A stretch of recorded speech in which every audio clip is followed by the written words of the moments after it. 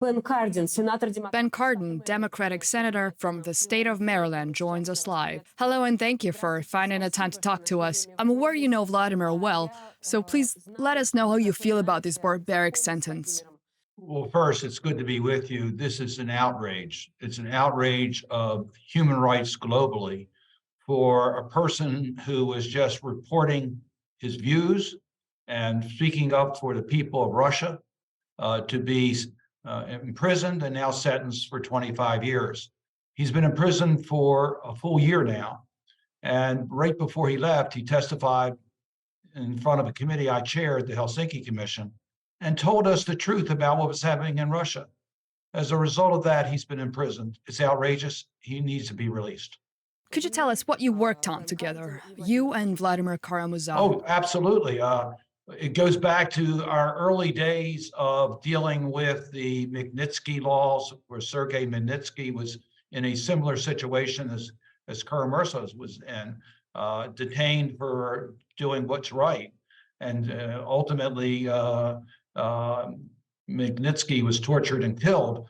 We established international sanctions in his name, and Vladimir KaraMurza was helpful in getting those sanctions extended and applied to different people. I've worked with him on so many of the Russian activists, including what we see today with the imprisonment of activists in addition to himself. So yes, we were working on many issues together to hold Russia accountable for its human rights violations and to seek freedom for the people of Russia. You probably know that the judge who sentenced Vladimir Kara-Murza to 25 years in prison was the same judge from the Magnitsky case as well. Was it difficult to achieve the introduction of restrictive measures against influential Russians? It was not at all. This judge had violated international standards of human rights. This is not American standards. These are global standards.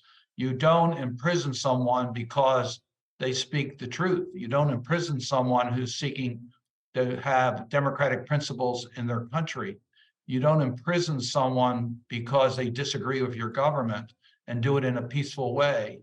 So those that were complicitous in this, the sanctions apply, the enablers. So not at all. This was an easy decision for us to make to impose the sanctions, the Magnitsky sanctions against this judge. But as far as I know, Vladimir considered it essential in recent years to introduce tougher sanctions targeting more Russians. Was this put into action, or were there more obstacles in place? No, it clearly was. You always run into those who say it just complicates things. But let me tell you something. These personal sanctions against individuals are very much effective. They cannot visit our countries. They cannot get visas. They cannot use our banking system. It hits them where it hurts. So Vladimir KaraMurza understood that, and that's why he was in this country urging us to do that. I've been friends of his for a long time. I've seen what the Russians have done in poisoning him. I knew his passion to return to Russia to help the people of Russia. I knew he did it at great sacrifice to his own personal safety, as we've seen. It's not only that he's in prison, but his health has been compromised by the Russian authorities. But it is absolutely the right thing for us to impose tough individual sanctions against those responsible for these atrocities.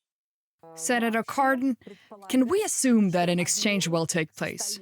That Vladimir can be taken out of prison via an exchange? Well, first of all, he should not be in prison. Let's make that clear. This is an outrage. So there's no equal aspect to anyone being released from custody elsewhere. KaraMurza is improperly detained. Yes, we are urging the American government to acknowledge that he is improperly detained and to do everything in their power. We have an arm of the State Department aimed at trying to bring people out of imprisonment who are unjustifiably imprisoned. So yes, we do think that the United States, by the way, we think also UK and other countries can help in regards to getting him released from Russia, and we are planning to do that. But as far as a swap is concerned, we always will consider that, but we think it's not an appropriate situation but we will do everything in our power to get them released, including considerations of swaps. Could you clarify why this may not be a situation where an exchange would be the most obvious way to facilitate Kara-Murza's release? Please understand, we're going to do everything we can, including looking at opportunities that you would call prisoner swap. I just want to make this clear. He should never be a prisoner. He should not be in jail today. When you speak up for the people of Russia and they imprison you for 25 years, that is an outrage. The Russian authorities should release him without any qualifications at all. But will we consider other ways to get him out of Russia? Absolutely, including prisoner swaps. Finally, I wanted to ask you about the United States support for Ukraine. Now, there's a lot of talk about long-range weapons and fighter aircraft, which Kyiv claims are indispensable for the Ukrainian armed forces. Do you support the provision of these supplies to Ukraine, Mr. Cardin, or do you consider it dangerous? No, I'm for providing Ukraine with whatever weapons they need to defend themselves and to protect the sovereignty of their country. So I will support any weapon systems that are necessary in order to accomplish those objectives. Quite frankly, I want to be clear. The United States and our international partners have made tremendous resources available to the Ukrainians to defend themselves, and it's been very effective. It goes beyond just equipment. We provided training, we provided logistics, we provided intelligence information. We are giving Ukraine the ability to defend itself, and look at what they've been able to do. Hold back the mighty Russian army from its aggression, being able to control a lot of territory. And now we're looking at whether they can take back some of this territory militarily. And we're going to give them everything they need in order to accomplish that objective. Could you put any kind of timeline on it for the supply of these weapons? Well, there are all types of timelines on weapons delivery based upon needs and the availability. A lot of this is not U.S. supplies. There are supplies in Europe. There are supplies in other countries as well. So we are coordinating it to make sure they get what they need as quickly as possible. So it depends on their current needs and the production availability of military equipment.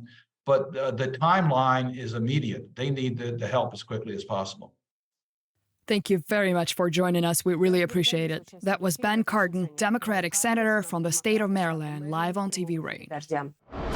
TV Rain has started broadcasting in English so that you could get news about Russia, the war in Ukraine, and Russian society directly from the source. Russia's military is unable to stop Ukrainian forces. The Kremlin's newest propaganda target is now the LGBT community.